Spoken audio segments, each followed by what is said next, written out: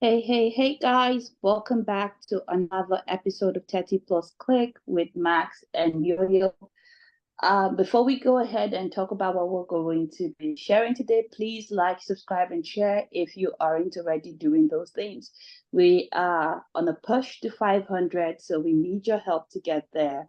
So thank you in advance.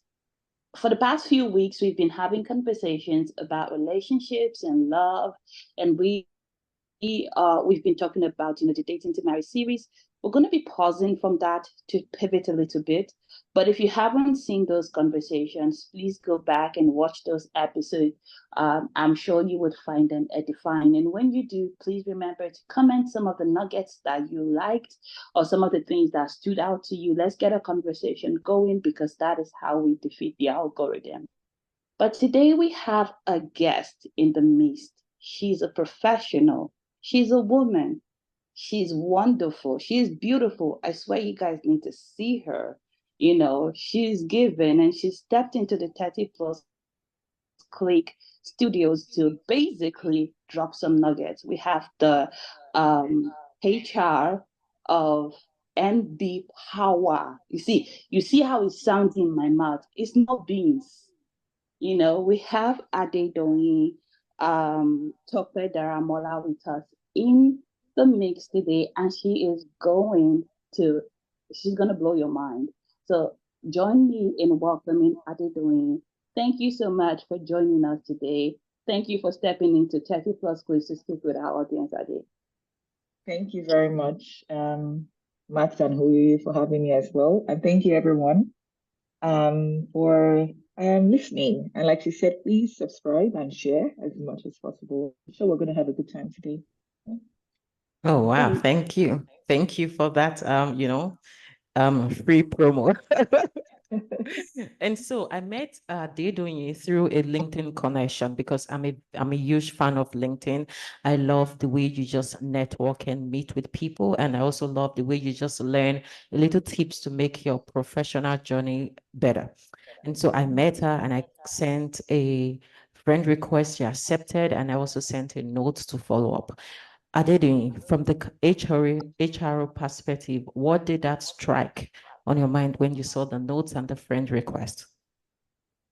Because I'm an HR professional, I value LinkedIn connection.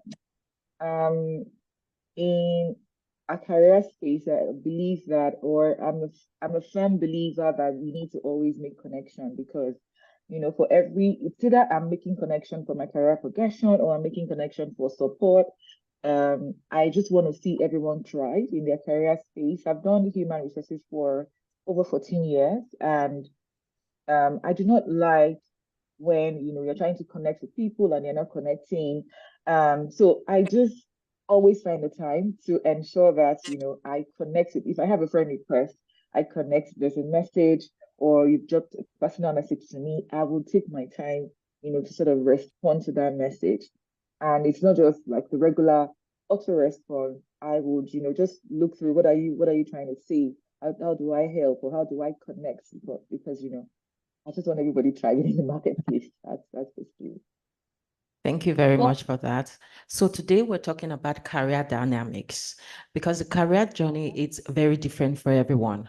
Some might be in their home country, some might have migrated to another country and are trying to begin a career journey, or they're trying to catch up where they stopped from the previous country. I met someone this week and she was like, I've done about 10 years in Nigeria and I just came to Canada.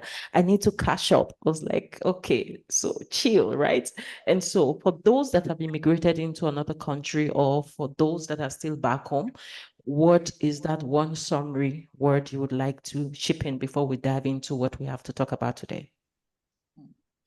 With everyone, whether you're back home, when you say back home, it's your terrain, and I'll say that career dynamics or whatever, everything that we'll talk about today, own your career. Now, a lot of things, so change is constant, and the world of work is changing. The traditional concept of my career is linear progression. I move from one level to another. it's changing. System changes, the way we work changes, the people that we work with is possible. We have to be fluid enough, we have to be flexible enough, we have to be agile enough to always respond to that changes. And not just even respond, we have to be proactive to get ourselves ready for those changes. So that means we have to constantly be learning.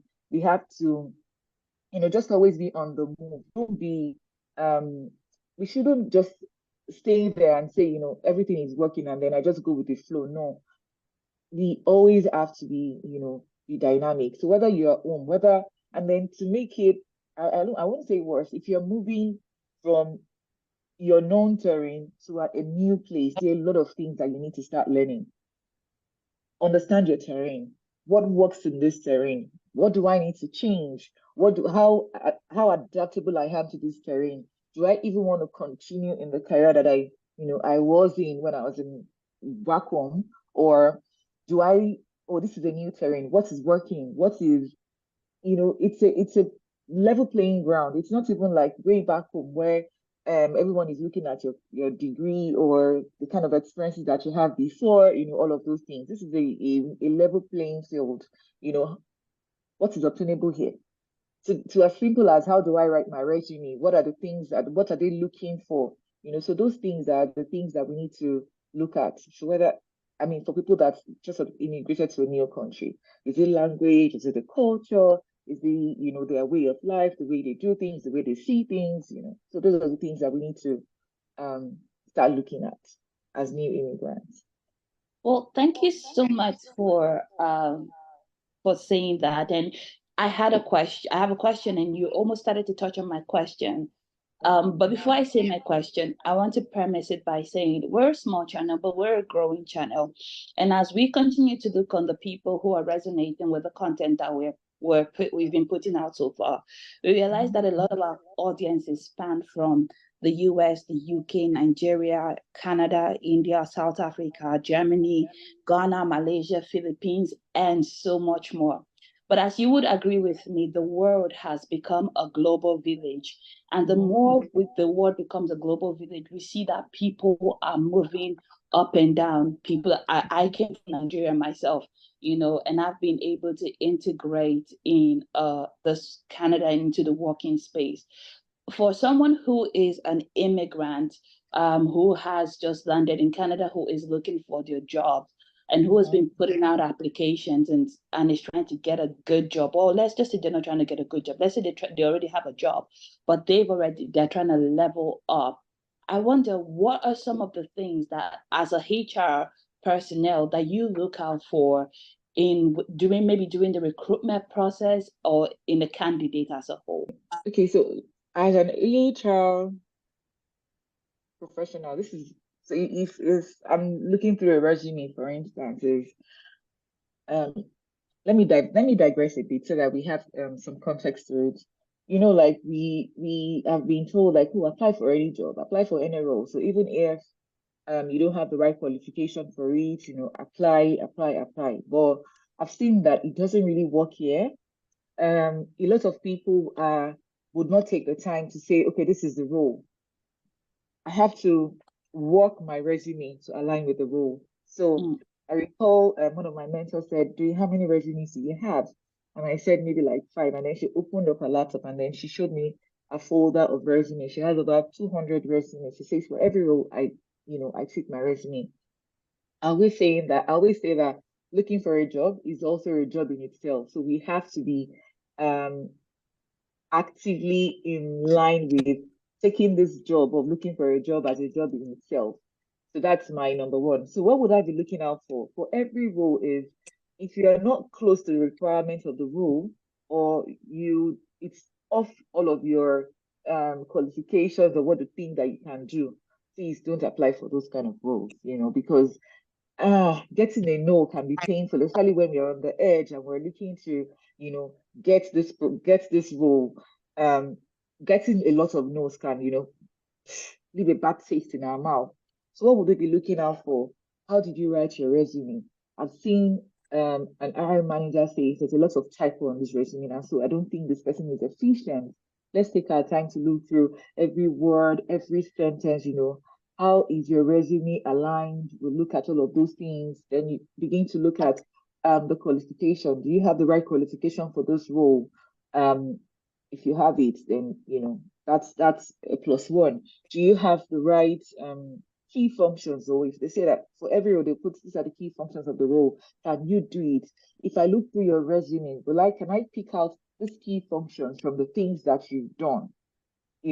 So in looking at, so for instance, in HR, if I'm looking for an HR officer, even though I've done HR business partnering before, I can tweak it because it's still within HR role. So if I'm applying for maybe an HR officer role, instead of saying my job title before was HR business partner, I'm going to tweak it to align with what I'm looking for, human resource officer. And then look at the key functions, ensure that I infuse those key functions into my key responsibilities, the things that I've done before. So those are those sort of things are things that we need to be conscious of when we're writing our resume or applying for a job. Ensure that you are tweaking your resume to sort of align with that particular specific role, so you don't get a no. At least you go through the first level of getting your resume shortlisted for you to move on to the interview stage.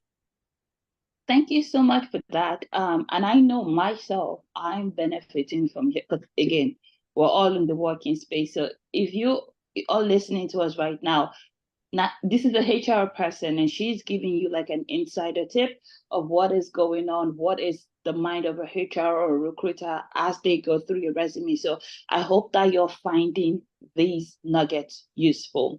But then to my question, we are in a very technological era. Mm-hmm. There is, in recent times, the emergence of AI technology. And of course, many job applicants have been or may have been tempted to use or to utilize the skills of AI to try to optimize their resumes in a way that they are trying to stand out. I wonder if using AI to optimize your resume is in of itself detrimental. That's the first question from a HR perspective. And I wonder what HRs think, when they see resumes that may or may not have been, or let me say it like this. I wonder what HR thinks about, AI and applicants coming together to produce a resume in terms of resume optimization. Okay, so those things are, if I always say that AI is your friend, but you need to know how to use AI. Do I use AI? Oh yes, sometimes I do, but AI is giving you, this is it, but do you pick it and then make it life, make it human, retweak it to suit you as a person and not AI, right? Retweak it to speak your own language, retweak it to ensure that it is me, like if you pick up my resume, dude, I've gotten pointers from AI, but this resume reflects my person, reflects who I am, because I've been able, I sat down with it and I've been able to reach. It's just like you see people using AI to do, oh, thank you for the interview, blah, blah, blah, blah, blah.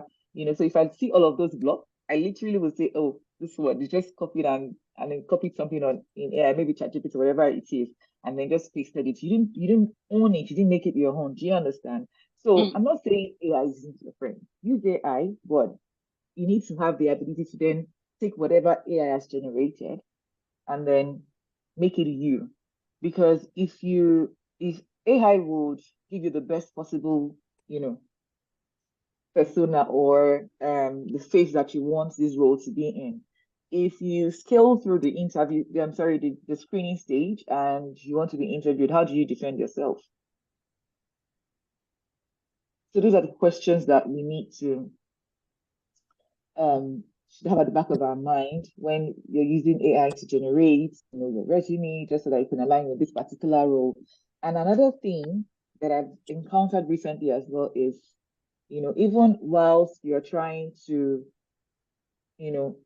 ensure you're trying to apply for different roles, do you have a LinkedIn page? Because I know someone that said, oh, this resume I just went on LinkedIn and I said, this resume does not reflect who you are on LinkedIn. Who are you exactly? Because on LinkedIn, you have these specific roles and here you have this specific role. So That's why I said that we have to really be careful.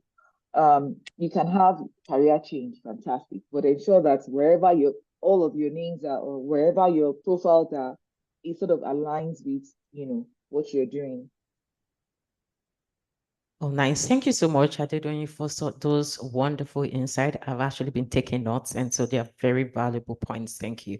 But one thing, I want to take you back a little bit. You said you've had about 14 years of HRO experience. So looking back to the country where you're coming from and also practicing that HRO in the North America space, are there significant difference from putting your leg in the house, like submitting your resume and how to get your resume in the right door, and also the way people in other countries craft their resume, from their names to the profile statement to the highlights and everything? Are there significant difference in this North America space or in other countries, comparing it to Nigeria where you've practiced before? Yeah, totally. Yeah, we have some similarities, but it is different. I'll start from the resume. As an HR officer in Nigeria, I want to read everything about you on your resume. And I recall that my resume in Nigeria was about 5 pages. All my training, all of the roles I was doing, everything was in there. And then I came in here and it was like, oh, you have to summarize your resume into 2 pages, because if it's getting too long, it becomes confusing. And I've always said these interviews is like the me when I'm on a panel, I am quick to, because that's part of diversity and inclusion, to start explaining to panelists to say, you see where we came from, it's sort of different. When we're interviewing in Nigeria, we get to talk about, and we say everything as a team, start explaining. And if I was on a panelist in Nigeria, that is a kudos, like, oh, this person is a big talker. They took their time to, explain what they're doing and all of that. But here, if you don't answer your question in 1 minute, you lose their, I mean, it's like short attention span. I won't say short attention, they just want you to go straight to the point. What was the issue? Like using your star method, what's the situation, what did you do? What was the task? What was the result? You should just be very fast and very brief, whatever it is that you want to say, and get their attention with a 1 minute answer. But I've seen that play out a lot. Like when someone is grabbing mute here, and I'm using Canada here, and then you just go on and on and on and on and on. I'm like, and I'm looking at their faces. You've lost them, because they're trying to give a lot of examples. And let me just, sorry that I'm taking your time. But these are the things that I've seen that, and for me as a Nigerian, sometimes I can ask, like, can I call them later? So just so that they know, the things that they didn't do right, sometimes I make those calls to people, or sometimes I say to the hiring manager to say, this is a cultural difference. In Nigeria, this will be like a go-go. You need to talk, you need to explain yourself, you need to, give a lot of examples. So sometimes I educate them in that manner to say, when you see a Nigerian and, because I hear comment like, I got lost. I can't even remember what, it was just too much, And then I make that explanation, and then I say, oh, I was picking notes. They said this, but these are the things that we need to start learning as new immigrants. What's the culture like? What do I do better? And another thing that I'm gonna say is, in Nigeria, they won't send you questions ahead. That is fantastic. Here, they send you questions ahead. But in sending you questions ahead, what I've also noticed is, it's easy. It's what I would do if you send me questions is maybe probably go and try to browse and try to sort of get myself prepared. I've gone on the internet and all of that. But again, sending questions, if you're answering those questions, we can easily spot that you don't own that. It's not you. You just have to say, this person went on the internet to pick these answers. They don't own it, So they sent you a question, and these are the pointers that, and I'm glad for this podcast. I mean, you and Master guys are doing, a great job. And I pray, for me, is a lot of people who would listen to this is own that thing. They send you a question instead of saying, And I'm going to give you an example. What are the steps in project management? And you go, step one is 1, 2, 3, 4, 5. That's wrong. You're not owning it. But if you say, oh, I recall when I'm just going to give an example of when I handled this project. The first step that I did was I spoke to the hiring manager. I don't know if you can sort of see the difference in the first way I said, these are the steps in blah, blah, blah, or, so it's owning, it's just going directly to the point and showing confidence and just very short, but very impactful answers. Doing, thank you so much. But on behalf of 30 Plus Click and its community, we are appealing that would require another part two to stretch it. No problem. To stretch it a little bit because it's so packed, and what you're sharing, it's very beneficial to both people in Nigeria, in Canada, in America, in wherever you are. So it's very useful tips, and also for navigating from one job to another job. We'll be talking more about this on our next episode. So thank you so much for joining us today. We really value your time. We thank you for the nuggets that you have shared and how you just went so real, giving examples, and we will share with you the feedback we get from our 30 Blocks community. And to our listeners, thank you so much for joining us on another series today. Watch out for part 2, Career Dynamics part 2. We will be bringing back to Doing, and she will be reloading on different strategies and tips to help you make that career progression. We are asking that we want you to please subscribe to our channel. Don't just watch our shorts. Please click the subscription button and also share. Give a comment, ask your questions, we'll be back with answers. And we wish you a wonderful weekend and have a beautiful week ahead. Bye. Bye.